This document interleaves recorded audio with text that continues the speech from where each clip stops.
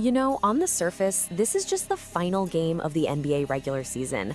But this matchup between the Lakers and the Jazz, it was so much more than that. It was really a perfect snapshot of two franchises heading in completely opposite directions. One team is tuning up for a championship run. The other, well, they're closing the book on a really tough year and looking toward a future that's, well, pretty uncertain. And just look at the final standings, they paint a seriously stark picture.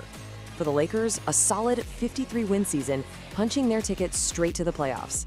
But for the Jazz, 60 losses. That sends them right back to the draft lottery, where teams are all hoping for that #1 pick to find their next superstar. I mean, you couldn't get a clear image of two franchises on two totally different paths. All right, so first up, let's focus on the Los Angeles Lakers. For them, this last game wasn't about desperation or anything like that. It was basically a final dress rehearsal, a chance to sharpen their tools before the real season, the playoffs, kicks off. And who else is gonna set the tone but LeBron James, right? He came out absolutely on fire, dropping 18 points, snagging 4 rebounds, dishing out 6 assists, and he did all of that in just the first half. He made his point, showed everyone he was ready, and then boom, took a seat for the rest of the night to rest up for the postseason. Now that's how a veteran leader gets ready for a deep playoff run.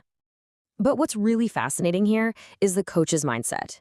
JJ Redick knew his team was facing some real adversity. I mean, their top 2 scorers, Luka Doncic and Austin Reaves, were both out with injuries. So for him, the focus totally shifted. It wasn't just about winning this one game. It was about building that crucial team chemistry for the tough road ahead in the playoffs. And you know what? His players absolutely answered the call, showing off some incredible team depth. You had Hachimura and Deandre Ayton both stepping up big time, pouring in 22 points each. And get this, Nick Smith Jr., just hours after signing a brand new 2-year contract that made him eligible for the postseason, comes in and chips in with a super valuable 12 points. That's the exact kind of performance that builds some serious confidence. Okay, so now let's flip the script and look at the other side of the court, where this game told a totally different story. For the Utah Jazz, this game really marked the end of a long, pretty difficult season. It was all about trying to finish on some kind of a high note, even when the wins just weren't coming. And this number right here, this is a tough one to swallow. The loss to the Lakers was their 11th straight defeat on the road. This capped off their second consecutive 60-loss season. That is just a truly challenging stretch for any team and its fans.